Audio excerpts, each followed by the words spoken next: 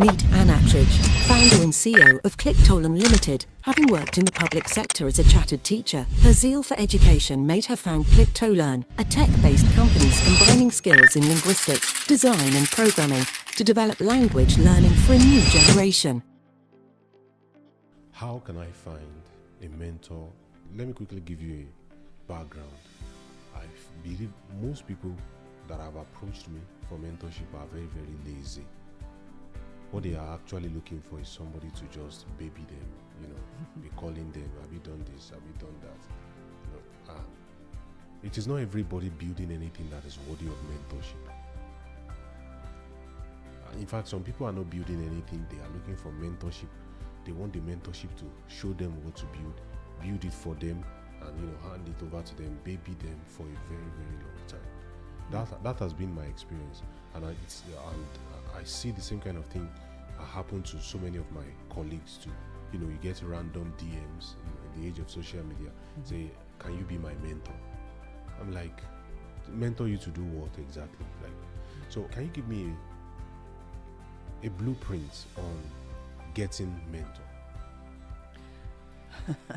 Well, I'm not sure it's as easy as that. I think to some extent, although any business, you have to have a lot of qualities in terms of resilience and determination and so on, there is an element of luck, right? There is an element of getting the timing right, being in the right place at the right time.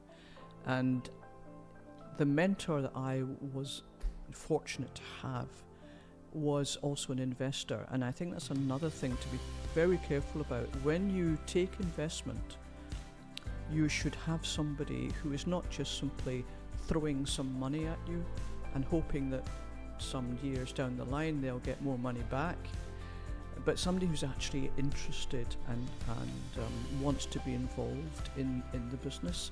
Now that's a balance, obviously, and I was fortunate enough to get my chairman from my first investment panel, right? So he understood, he'd listened to the pitch. He was very frank about our chances of success at that point, which were not great. But he stuck with us through the years, and it wasn't a question of telling us what to do. It was simply, he was always there to bounce ideas off. But we were running the business, right? And he was keeping us right on the governance side, on the finance side, all the things that we didn't have the skills for at that point. He was a very experienced businessman, right? And to some extent, looking back, I suppose I was very fortunate that he was on the panel and he said, "I will be the chairperson for this company," and he did so literally until a few days before he died. Oh my goodness. It was amazing, yeah. When did this happen? Oh, well, the first investment was about in 2012, right? And he died in 2022. Wow. That was like 10 years. Yeah, so, I still haven't replaced him, right? To some extent he was irreplaceable. But he was the kind of person that would help if a particular problem came up or there was a crisis. He was there, but he allowed us to do what we wanted to do as well. So it wasn't. It was a very supportive relationship, but not one where we expected him, if you like, to do things for us. But he was always there to give advice about strategy and about governance and the legal side. Impressive. So what this is telling us is, if you are looking to get investors, one should try to balance it, not just look for someone that's just going to throw in money and expect a large return later. It should be a balance of having experience, interest in the particular business that you are building, right? Yes, and also an interest in the space you're in, the market you're in. I mean, he had a background and he was a very international businessman. He'd worked in lots of different countries. He spoke about 5 languages. Right? Wow. So he had an understanding of language learning. And I think that's the biggest I would want to encourage people to, when you build your team, try and build a team who understand your product and understand your market, right? I've made the mistake several occasions of bringing in marketing people who didn't understand education, right? And that was a big problem, right? Because the way you sell and talk to buyers in the education market is quite different from selling cars or being in fintech or any of the other tech spaces where you're dealing with private companies very often who are not strapped for cash, right? So who don't understand anything. If you have someone who doesn't understand anything about learning,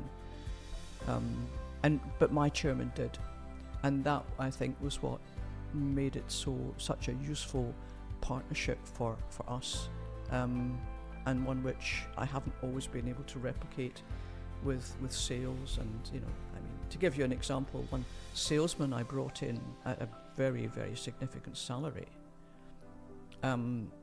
was asked to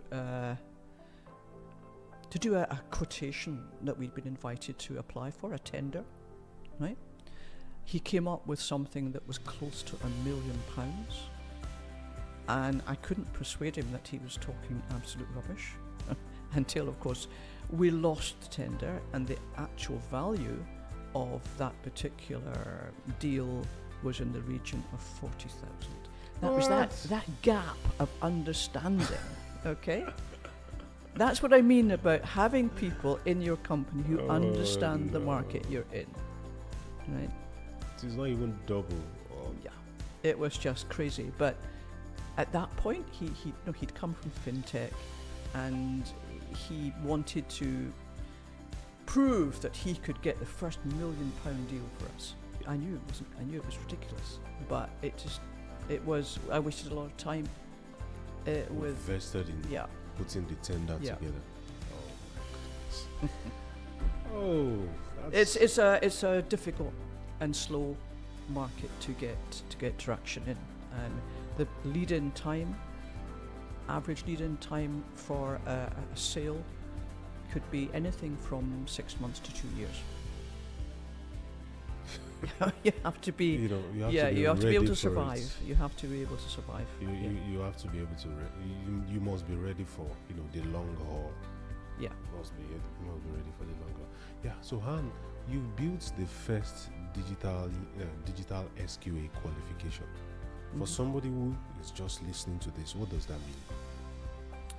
Well, it's not a qualification. I mean, that's the other thing we've got to be very careful about. We're a preparation provider. Preparation for the qualification. Preparation for the qualification. We're not an awarding body. And we work with City and Guilds as an awarding body. And we have a distribution agreement with them. But that, I mean, to give you another example of patience, they recently moved from they're a massive company, global company, huge number of customer bases. But they changed their platform to a new learning management system, right? And that meant we had to change as well. That process has taken 2.5 years. What? Yeah. To now do the migration? We're just about to sign the agreement again now, but that's how long it can take sometimes. We are a small company working with a very large organisation. It's worth, if you can get to that stage, yes, but it does take a lot of patience and a lot of effort.